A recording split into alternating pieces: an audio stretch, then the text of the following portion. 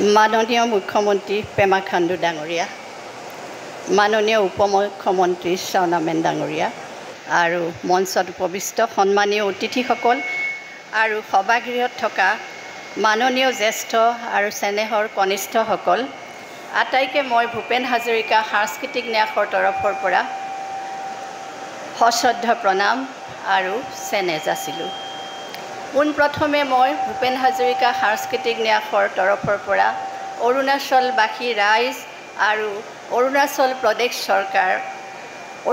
প্ৰদেশ চৰকাৰে ভূপেন হাজৰিকাদেৱৰ শতবাৰ্ষিকী উপলক্ষে আয়োজন কৰা এই অনুষ্ঠানৰ বাবে আন্তৰিক কৃতজ্ঞতা আৰু ধন্যবাদ জ্ঞাপন কৰিলোঁ।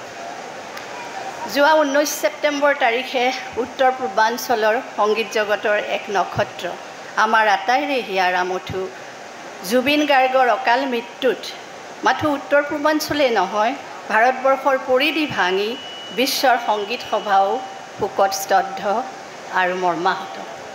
সৰ্বততে বিৰাজ কৰা শোকাচন্ন অভূতপূৰ্ব পৰিৱেশৰ বাবে আপোনালোকৰ এই পবিত্ৰ ভূমিত আয়োজিত ডক্টৰ ভূপেন হাজৰিকাদেৱৰ জন্ম শতবাৰ্ষিক উদযাপনৰ কাৰ্যসূচীত আমি আশা কৰা মতে আহি আপোনালোকৰ প্ৰতি সক্ৰিয়ভাৱে সহায় সহযোগ আগবঢ়াব নোৱাৰিলোঁ। আমাৰ এই অক্ষমতাৰ বাবে ভূপেন হাজৰিকা সাংস্কৃতিক ন্যাসে আপোনালোক সকলোৰে ওচৰত ক্ষমা ভিক্ষা কৰিছোঁ। আমাৰ আটাইৰে চেনেহৰ শিল্পী জুবিন গাৰ্গৰ বিদেহ আত্মালৈ শ্ৰদ্ধাঞ্জলি জ্ঞাপন কৰি তেখেতৰ পৰিয়ালক যাতে এই সময়খিনি সাহসেৰে পাৰ কৰিবলৈ ঈশ্বৰে শক্তি দিয়ে, তাৰ বাবে প্ৰাৰ্থনা জনালোঁ। উপজিয়ে মানুহে যি মাটিৰ পৰশ পায়, সেই মাটি তেওঁৰ বাবে আটাইতকৈ আপোন হয়। পৃথিৱীলৈ আহি আমি মাটিৰ স্তন পান কৰোঁ আৰু উপজা ঠাইৰ পৰশ পাওঁ। 1926 চনৰ 8 ছেপ্টেম্বৰ তাৰিখে ভূপেন দাই উপজিয়ে পৰশ পাইছিল হিমালয়ৰ নামনি অসমৰ শেষ সীমাৰ শদিয়াৰ। সেয়েহে কেঁচুৱা বয়সৰ পৰা সেই সময়ৰ নেফা আৰু এতিয়া অৰুণাচল প্ৰদেশৰ সৈতে আছিল ভূপেন দাৰ বৰ নিবিড় আত্মিক সম্পৰ্ক। আজি পুৱা বলুঙলৈ আমাৰ আটাইয়ে ভূপেন দাক শ্ৰদ্ধাঞ্জলি জনাবলৈ গৈছিলোঁ। বলুং আছিল ভূপেন দাৰ অতি প্ৰিয় স্থান। বলুঙত ভূপেন দাই তেখেতৰ শিশুকালটো কটাইছিল। নেফাৰ সময়ৰ পৰা অৰুণাচল প্ৰদেশ সৃষ্টি হোৱালৈকে একেৰাহে কেইবাবাৰো বিধায়ক হোৱা বলুং গাঁৱৰ গোৰা পাৰ্টিন আছিল ভূপেন দাৰ অতি ঘনিষ্ঠ বন্ধু। 1967 চনত যেতিয়া ভূপেন দা অসমৰ নাওবৈচা সমষ্টিৰ বিধায়ক হৈ বিধানসভাৰ অধিৱেশনৰ বিধায়কসকলৰ আৱাসগৃহৰ পাইনুড হোটেলৰ কেইবাটিও কটেজ যেতিয়া বিধানসভাৰ অধিৱেশনৰ বাবে বিধায়কসকলক থাকিবলৈ দিয়া হৈছিল, বিধায়ক পাৰ্টিনো তাতে থাকিবলৈ লৈছিল। পাৰ্টিন আৰু ভূপেন দাৰ বয়সৰ ব্যৱধান আছিল যদিও দুয়োৰে বন্ধুত্বৰ সূত্ৰ ধৰিয়েই ভূপেন দা বলুং গাঁৱলৈ আহিছিল আৰু তেখেতৰ কেঁচুৱা কালৰ পাৰ কৰা গাঁওখনৰ বহু কথাই জানিব পাৰিছিল। বলুং গাঁৱৰ আদি মহিলাসকলে 3 দিন ভূপেন দাক ৰাখি কিদৰে স্তনপান কৰাইছিল আপোনালোকৰ নিশ্চয় সকলোৰে জ্ঞাত। নেফাৰ মহিলাই খাবলৈ দিয়া মাতৃ দুগ্ধৰ যেন ভূপেন দাই ঋণহে খুজিবলৈ চেষ্টা কৰিছিল। তেওঁ বাৰে বাৰে নেফালৈ আহিছিল আৰু নেফাৰ বিষয়ে প্ৰশস্তি লিখিছিল আৰু সেই প্ৰশস্তিবোৰে হৈ পৰিছিল একোটা অমৰ গীত।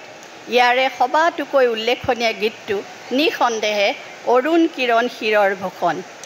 1972 চনৰ 20 জানুৱাৰী তাৰিখে ভূপেন দাই জিৰত গীত পৰিৱেশন কৰিবলৈ গৈছিল।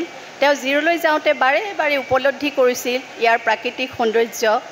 যেন ভূপেন দাই উপলব্ধি কৰিছিল যে এইখনেই তেওঁ মৰমৰ দেশ আৰু মৰমৰ যুগ যুগৰ চিনাকি দেশ অৰুণাচল প্ৰদেশ। 1971 চনৰ আগলৈকে এই দেশ পৰিচিত হৈ আছিল নেফা নামেৰে, কিন্তু নেফা নামটো হেনো ভূপেন দাৰ বৰ শুকান লাগিছিল। অৰুণাচল নামটোৰে এই ৰাজ্যখনক যে নতুন ব্যক্তিত্ব আৰু এক নৱযুগৰ সূচনা কৰি জীপাল কৰি পেলাইছিল। এই অনুভৱে ভূপেন দাই গীত এটি লিখিলে আৰু জিৰতেই গালে। অৰুণ কিৰণ হীৰৰ ভূষণ কলে হিমৰ ধন, পুৰাৰ সুৰুজে চুমা খোৱা দেশ আমাৰ অৰুণাচল।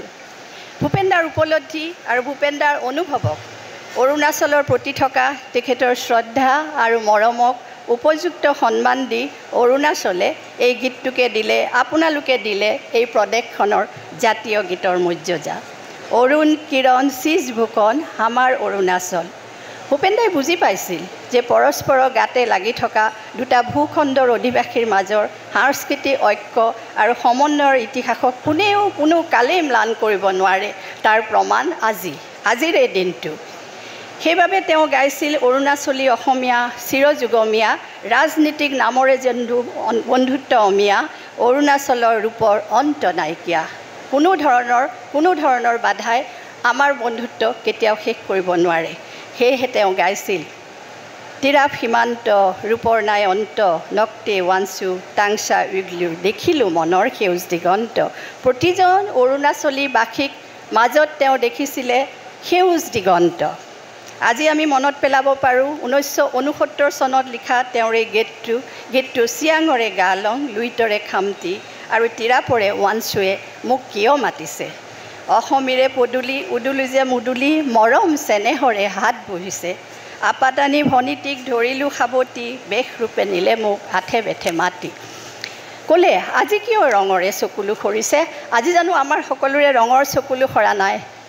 আজি আমি সকলো ইয়াত ৰঙৰ চকুলো সৰাবলৈ আহিছোঁ। ভূপেন দাৰ ছবিত মই যেতিয়া ফুল অৰ্পণ কৰিছিলোঁ তেতিয়া সঁচাকৈ ৰঙৰ চকুলোৱে আমাৰ আহিছিল। অ' পাহাৰৰে তলিতে ভৈয়ামৰে সীমাতে চিনাকি কি সভা বহিছে। আজি আমি ভূপেন দাক লৈ ইয়াত সভা বহিছোঁ।